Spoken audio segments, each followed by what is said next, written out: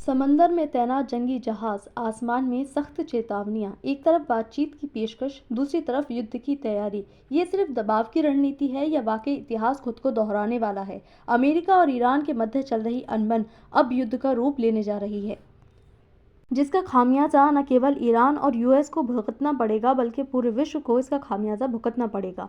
तो खबर क्या आ रही है? हाल ही की खबर आई है, क्या ट्रंप ईरान पर हमला करने वाले हैं? यानी कि जिस प्रकार से अमेरिका के राष्ट्रपति डोनाल्ड ट्रंप लगातार ईरान पर दबाव बना रहे हैं, लगातार धमकियां दे रहे हैं, उससे ये जाहिर होने वाला है कि क्या अमेरिका अब ईरान पर हमला करने की पूरी तैयारी में है। क्या अमेरिका ईरान पर हमला करने वाला है, जो लगातार अब प्रश्न बन रहा है। Is America about to attack Iran? हाल ही में हमने देखा कि अमेरिका ने अपना जो आर्माडा है उसको रवाना कर दिया है ईरान की तरफ, जो हमले का संकेत देता है, जो विश्व का सबसे शक्तिशाली युद्धपोत है, जो समुद्री माध्यम से युद्ध करता है। ईरान ने सामने से बातचीत करने को अमेरिका के साथ साफ मना कर दिया, जिसकी वजह से अमेरिका के राष्ट्रपति डोनाल्ड ट्रंप जो हैं वो बुरी तरह से छिड़ गए हैं और अब युद्ध की रणनीति को अपनाना चाहते हैं, यानी कि सैन्य कार्यवाही करके ईरान पर जो है उसको अपने कब्जे में करने की कोशिश में लगे हुए हैं। तो खबर क्या आ रही है? अमेरिका द्वारा ईरान के खिलाफ सैन्य कार्यवाही की यहाँ पर तैयारी देखने को मिल रही है। ट्रंप की वार्ता की पेशकश, लेकिन दबाव की नीति ये अधिक मानी जा रही है। लगातार अमेरिका के द्वारा ईरान पर हमले की कोशिश की जा रही है और अपने बयानों से डोनाल्ड ट्रंप, जो हमेशा अपनी नीति के तहत चलते हैं, और अपने बयानों से जो है ईरान पर इस बार भी दबाव बनाने की कोशिश में लगे हुए हैं। अब ये केवल बात तालाब या अपने बयानों के माध्यम से ईरान पर दबाव बनाने की कोशिश है या फिर सच में हमले की तैयारी है, ये एक बड़ा प्रश्न दुनिया के सामने बना हुआ है। यहाँ अलग अलग न्यूज़पेपर में आर्टिकल्स छपे हैं, आप यहाँ पर देख सकते हैं कि लगातार खबरें बनी हुई हैं। दोनों के मध्य जो रिश्तों में तनाव आ चुका है। अमेरिका ईरान का तनाव कोई नया नहीं है, ये ऐतिहासिक इनकी जो पृष्ठभूमि रही है, दोनों देशों के मध्य जो संबंध रहे हैं वो हमेशा से तनावपूर्ण रहे हैं। 1979 ईरानी क्रांति के बाद से ही दोनों के मध्य जो संबंध हैं वो काफ़ी ज़्यादा खराब हो गए हैं। अमेरिका के द्वारा ईरान पर कई बार प्रतिबंध लगाए गए हैं। हमने पहले भी डिस्कस किया है कि जो परमाणु हथियार है उसके निर्माण को लेकर के अमेरिका ने ईरान पर कई बार प्रतिबंध लगाए हैं परमाणु कार्यक्रम की वजह से। JCPOA से अमेरिका का बाहर निकलना, उसके बाद में फिर अमेरिका पर ईरान पर प्रतिबंध लगाया जाना, UN में कई बार ईरान के खिलाफ आवाज़ उठाया जाना, ये सारी जो रणनीति है अमेरिका और ईरान के मध्य जो है वो यहाँ पर चलती रहती है, क्योंकि अमेरिका हमेशा से चाहता है कि कोई भी वर्ल्ड में जो परमाणु हथियार है किसी भी देश के पास में ना हो, और ईरान पर इसी वजह से यहाँ पर प्रतिबंध लगते हुए दिखाई देते हैं। वर्तमान के कारण अगर हम देखें तो ईरान में आंतरिक अशांति बनी हुई है। लगातार सरकार के तख्ता पलट होने का खतरा यहाँ पर बना हुआ है। तो ईरान का जो आरोप लगाया जा रहा है वो अमेरिका पर लगाया जा रहा है। ईरान का कहना है कि अमेरिका के राष्ट्रपति डोनाल्ड ट्रंप हर देश को अपने कब्जे में करने की कोशिश में लगे हुए हैं और इसी प्रकार से ईरान में तख्ता पलट करवाकर ईरान को भी हड़पना चाहते हैं। यहाँ पर इस प्रकार की सरकार लाना चाहते हैं जो अमेरिका की कठपुतली हो, यानी कि जो डोनाल्ड ट्रंप कह दे वैसा अमेरिका में, जो वैसा ही ईरान में हो। तो इस वजह से यहाँ पर पूरी जो आंतरिक अशांति बनी हुई है उसका कारण अमेरिका को माना जा रहा है, जिसकी वजह से अमेरिका काफ़ी ज़्यादा यहाँ पर अब ईरान पर दबाव बनाने की कोशिश कर रहा है। तो इस प्रकार के जो आज के वर्तमान के संबंध हैं वो ये एक कारण माना जा रहा है। दूसरा, इसराइल के साथ में जो ईरान के अनबन बनते रिश्ते हमने देखे।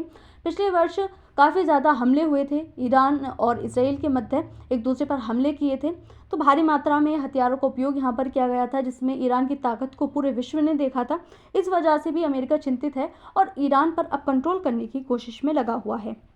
अमेरिका ने ईरान को ये ऑफर भी किया था कि ईरान जो है आकर आमने सामने बैठ कर के वार्तालाप कर ले और जो भी शर्तें हैं अमेरिका के द्वारा ईरान पर जो भी शर्तें बताई गई हैं ईरान के लिए उनको मान ले। लेकिन ईरान ने साफ तौर से इस बात के लिए इनकार कर दिया है और ईरान ने खुलकर कहा है अगर अमेरिका युद्ध करना चाहता है तो ईरान इस स्थिति के लिए भी पूरी तरह से तैयार है, आकर वो युद्ध कर सकता है। अगर हम अमेरिका की सैन्य तैयारियां देखें कि किस प्रकार की जो हमले की तैयारियां चल रही हैं, उसमें एयरक्राफ्ट कैरियर तैनाती, B-52 बॉम्बर्स, खाड़ी में नौसैनिक अभ्यास जो लगातार अमेरिका करता रहता है दूसरे देशों पर भी दबाव बनाने के लिए, साइबर और मिसाइल रक्षा, यहाँ पर इसकी तैयारियां देखने को मिल रही है। लगातार अमेरिका जो है ईरान वाले क्षेत्र में, खाड़ी वाले क्षेत्र में अपने नौसैनिक अभ्यास कर रहा है। जैसे कि अभी हमने आर्माडा जाता हुआ देखा ईरान की तरफ, तो ये पूरी तरह से एक हमले के संकेत, युद्ध के संकेत देते हैं कि कभी बहुत जल्दी ही जो है ईरान पर हमला हो सकता है और जो युद्ध है वो दोनों देशों के मध्य यहाँ पर देखने को मिल सकता है। डोनाल्ड ट्रंप की रणनीति अगर हम देखें तो डोनाल्ड ट्रंप हमेशा से ये चाहते हैं कि अमेरिका वर्ल्ड पावर बने, जो कि अभी है भी, लेकिन वो जितनी भी शक्तिशाली देश हैं उनको पूरी तरह से कंट्रोल करना चाहते हैं, जैसे कि चीन, रशिया, ईरान।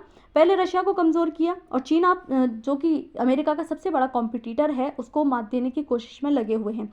यानी कि जो भी देश रशिया या चीन की तरफ जाने की कोशिश करता है वो उस देश को कंट्रोल करने की कोशिश करते हैं। जैसे कि वेनेजुएला का रुख अभी हमने देखा कि वेनेजुएला पर अमेरिका ने अपने रणनीति के तहत सैन्य कार्यवाही करके उस पर कब्जा कर लिया, क्योंकि वो जो वेनेजुएला था वो रशिया और चीन की तरफ ज़्यादा रुख कर रहा था, जिसकी वजह से उस पर हमला कर लिया गया। अब ईरान का रुख भी चीन और रशिया की तरफ ज़्यादा देखने को मिल रहा है, तो अब ईरान पर भी कंट्रोल करने की कोशिश की जा रही है। हमेशा से डोनाल्ड ट्रंप जो अपनी नीति के तहत चलते हैं वो अपने बयानों से, धमकियों से दबाव बनाने की कोशिश करते हैं, जो इस बार भी ईरान पर दबाव बनाने की कोशिश देखी जा रही है। धमकी प्लस कूटनीति का मिश्रण जो कि डोनाल्ड ट्रंप हमेशा अपनाते हैं। घरेलू राजनीति पर दबाव बनाने की नीति जो कि पहले से ही चली आ रही है उनके पहले कार्यकाल से, वो अभी भी जारी है। ब्लफ या वास्तविक हमला क्या हो सकता है, जो लगातार एक विषय बना हुआ है आज के दौर में, कि जो अमेरिका जिस प्रकार से दबाव बनाने की ईरान पर कोशिश कर रहा है वो वाकई सच में कोई हमला होने वाला है, युद्ध होने वाला है, या केवल धमकियां दी जा रही हैं। तो विशेषज्ञों में अभी भी मतभेद है। वास्तविकता किसी को नहीं पता कि ट्रंप कब क्या कर दें। हमले की लागत बहुत अधिक हो सकती है। आने वाले समय में अगर युद्ध होता है, हमला किया जाता है ईरान पर, तो ईरान भी पलटवार ज़रूर करेगा। चुपचाप बैठने वालों में से ईरान भी नहीं है। ऐसे में इसका जो खामियाजा है न केवल यूएस और ईरान को भुगतना पड़ेगा, बल्कि खाड़ी देशों समेत मध्य एशिया और पूरे विश्व को इसका खामियाजा भुगतना पड़ेगा। क्षेत्रीय युद्ध का खतरा यहाँ पर लगातार बनता हुआ नजर आ रहा है। दबाव बनाकर समझौते का लक्ष्य जो कि ट्रंप हमेशा से अपनाते हैं, तो हो सकता है कि केवल डराकर, धमकाकर या ईरान पर दबाव बनाकर ईरान जो शर्तें हैं अमेरिका के द्वारा बनाई गई उनको मान ले, तो यहाँ पर बातचीत समझ सकती है। लेकिन ईरान भी इतना आसानी से मानने वालों में से नहीं है। ईरान की प्रतिक्रिया देखें तो ईरान भी लगातार प्रतिक्रिया दे रहा है।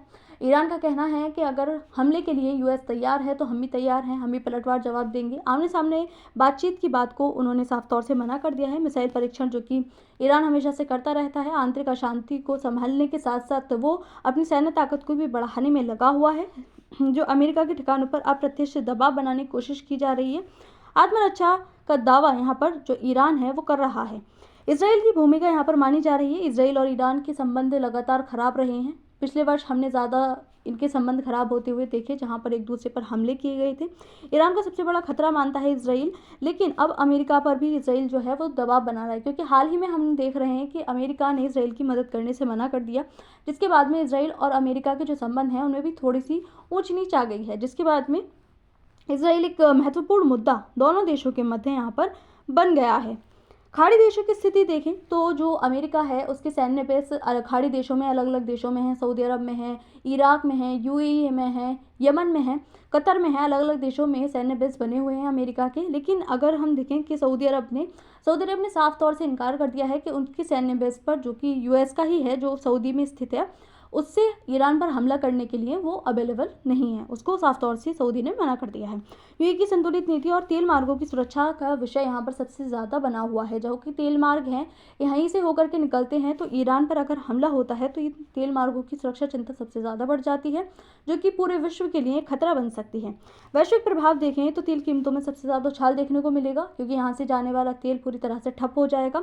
यहाँ पर महंगाई बढ़ जाएगी। वैश्विक मुद्रास्फीति जो है बहुत तेज़ी से बढ़ेगी, जिसका प्रभाव पूरे विश्व को झेलना पड़ेगा। जो समुद्री व्यापार है वो पूरी तरह से जो है प्रभावित होगा। जितने भी खाड़ी देशों से जो अन्य देश हैं वो ट्रेड करते हैं उन पर प्रभाव देखने को मिलेगा। ऊर्जा बाजार जो हैं वो पूरी तरह से प्रभावित हो सकते हैं, अस्थिर हो सकते हैं। रूस चीन की भूमिका, जो कि ईरान का रुख रूस और चीन की तरफ जा रहा है, इसको लेकर के ईरान जो यूएस है वो काफ़ी ज़्यादा चिढ़ गया है, जिस वजह से ईरान पर अपना संतुलन जो है थोपने की कोशिश कर रहा है। संयुक्त राष्ट्र में कूटनीतिक नीति जो कि यहाँ पर अपनाई जाती है।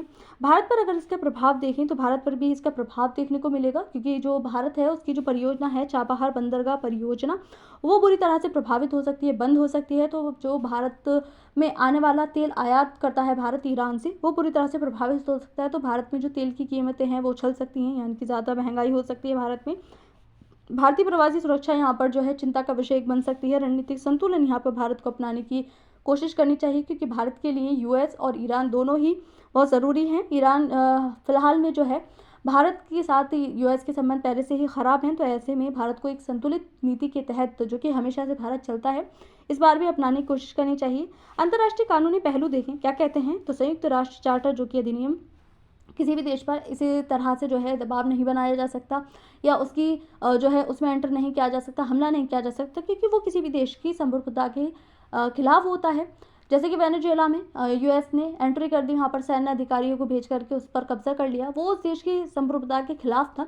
पूरे विश्व में इस बात की चर्चा हुई लेकिन किसी पर कुछ नहीं हुआ, क्योंकि हम जानते हैं पूरा जो यूएन है या हम कहेंगे कोई भी अंतर्राष्ट्रीय संगठन है वो ज़्यादा से ज़्यादा जो यूएस है वही कंट्रोल करता है। वैसे में जो वैश्विक चिंता है वो बेशक बन जाती है, अलग अलग चर्चाएं ज़रूर होती हैं, लेकिन होता फिर बाद में कुछ भी नहीं है। तो सीधा युद्ध कम संभावना यहाँ पर मतलब जो है जताई जा रही है।